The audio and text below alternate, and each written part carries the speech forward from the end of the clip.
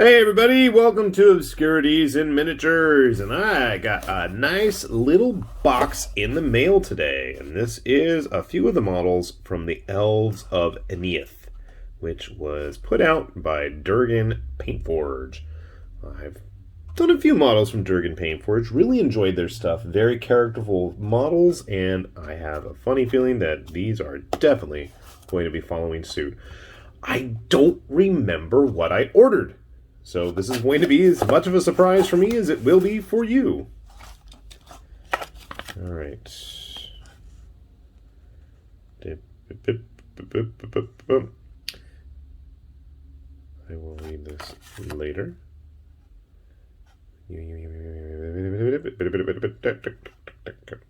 Okay. Definitely take a look at their website. It's a fun little stuff. What did I order? Let's find out. 1, 2. I didn't order that much though. 3, 4. I know what this is. This is that Shadow Ninja one. So I guess I only ordered 4 models. So I know I have some of the second government models. Actually, I painted most of the ones I got, come to think of it.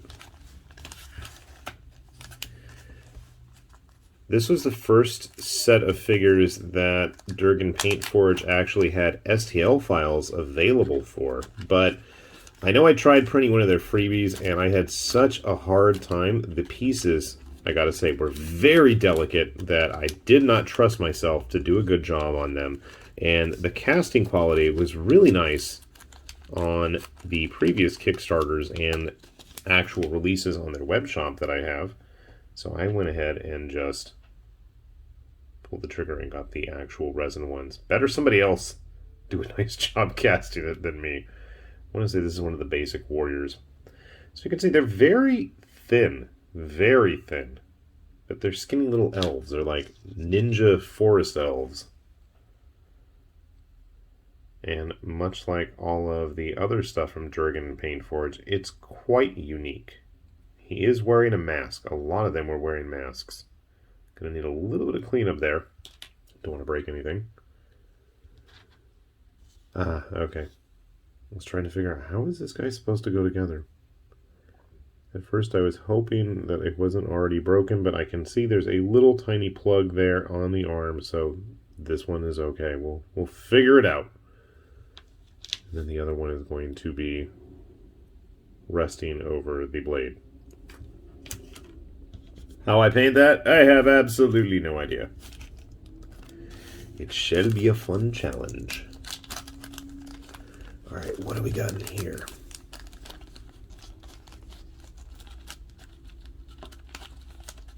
Come on. Why am I holding on to the bag like it's like some special collector's item? Let's just rip that sucker to pieces. Okay.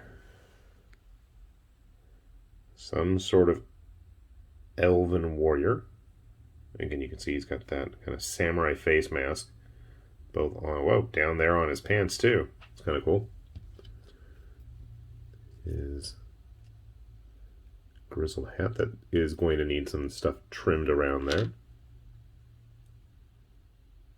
A staff of some sort. I'm guessing he's supposed to be holding it in this hand. If I can get that in focus. We don't want to break those prayer beads either. It's going to be kind of a neat little figure. How big are these? I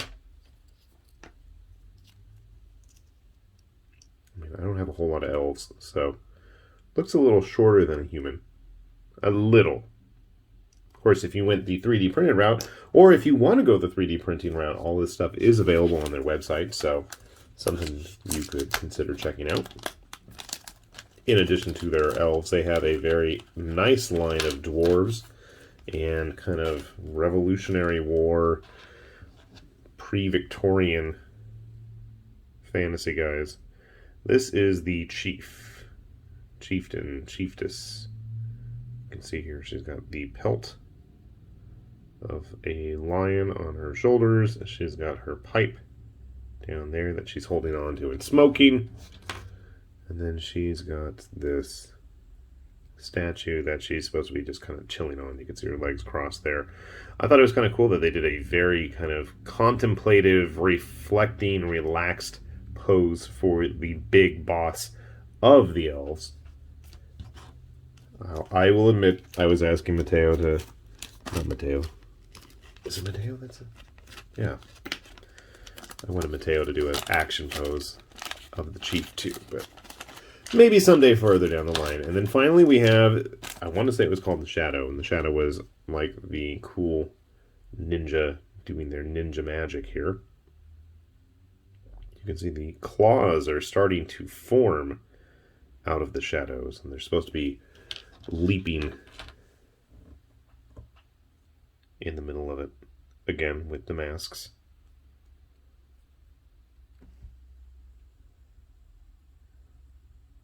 Shadow demon head that I believe goes attached to it. Let's see one of the other hands from it. I believe this is the base that everything is going to attach to. I have to clip that off there. Ninja magic pose hand. And then finally the blades. Big, long blades. Now, I know that they said some of these were originally going to be 3D printed. I can't tell if this is a print. I think it is. You can see the little spots there, but I'm not gonna worry about that. I'm not gonna be upset if it's not in cast resin. Maybe further ones will be later on down the line, but yeah, not a big deal. All right, so some nice, delicate little pieces for me to hopefully not break in the process of building them, but I am going to eagerly put them together, and I can't wait to show you guys how they turn out. So, sit tight. Okay, we got our elves all put together. Why don't we take a look? So first off, this is, if I can get a good look at them, this is the Monster Hunter, Demon Hunter, I can't remember the exact name.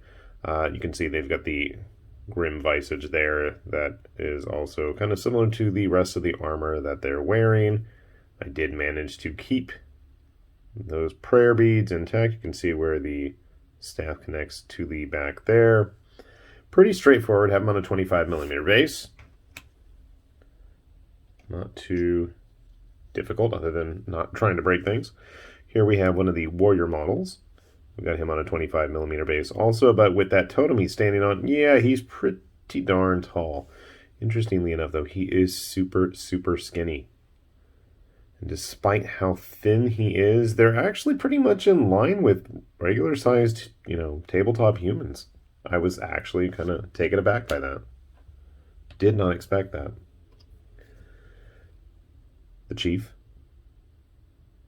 what I thought was a pipe or something, ended up being the hilt of her blade, which I should have remembered, but I love that pose. And, she's like just ready to cock that blade out and go to town. Maybe, maybe not. Looking quite stoic and complacent. Similar to the Monster Hunter guy, she's got the big armored plates on her feet there. And the half mask on. I think all of them have those. With the exception of maybe the Monster Hunter. I think he has kind of a half full one.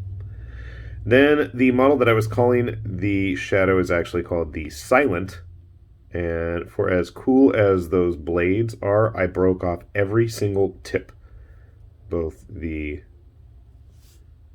hilt and the scabbard parts.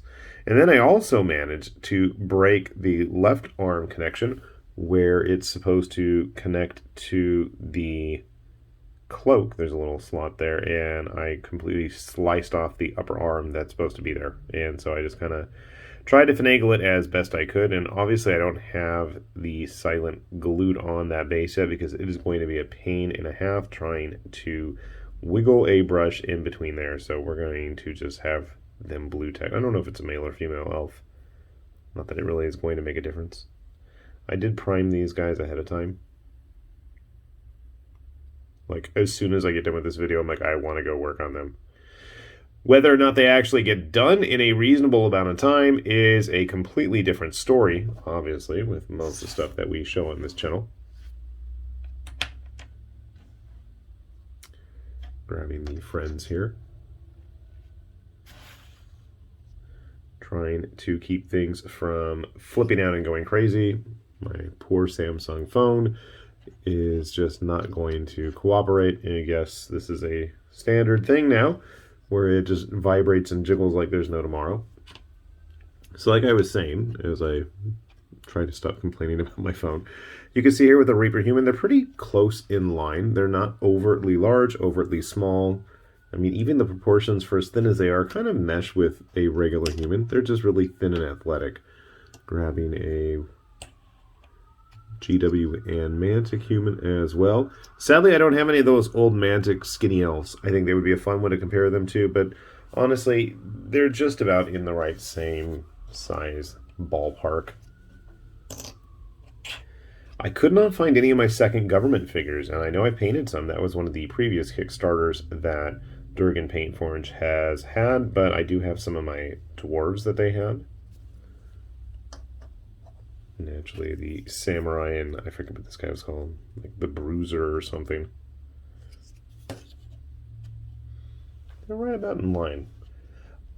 Funny enough, they had a limited edition blind box figure that they were doing, and I figured, you know what the hey, I like Durgin's stuff. A lot of character, a lot of whimsical kind of... Honestly, their stuff, for whatever reason, makes me feel like it would mesh really well with Cobra Mode stuff. I mean, Cobra Mode already has the, whimsical fantasy with the kind of feudal Japanese aesthetic going on as is, so, why not? I was going to say maybe throw in some RN Studios stuff, but I think those are a little too big. Especially if you want to have these elves running around in a very Japanese-themed forest. I don't know, some of the older North Star or full-on L5R, 5 Rings, Clan War figures fit in pretty nicely there. Wanted to have them as adventurers. That totally would work too. And even better, if you have access to a printer and you don't want to wait for shipping times coming out of Europe, if you're not in Europe like I'm not, obviously, they do have a lot of these files available as STLs where you can just print these at home. So if that's an option that you would prefer, that is a viable way to get a hold of these too. We'll put a link down below for Durgin Paintforge if you guys want to check some of this stuff out yourself. There are some really fun models there. And I know I've painted a fair share of releases of theirs from all their Kickstarters now at this point. And you'll notice, like I said, these guys are already primed. I think I already said that. I don't know. I don't even know what I say half the time in these videos. But they are primed. I'm figuring I'm going to get to work as soon as I finish blabbering about these guys. Whether or not they get finished anytime soon is anybody's guess. But I think I said that too. Whoa, deja vu. Anyway, that's my cue. I should probably stop talking then and get to work painting. So, with that said, this has been Highlord Tamburlaine with Obscurities and Miniatures saying thanks for watching, and we will see you back here soon. Bye-bye.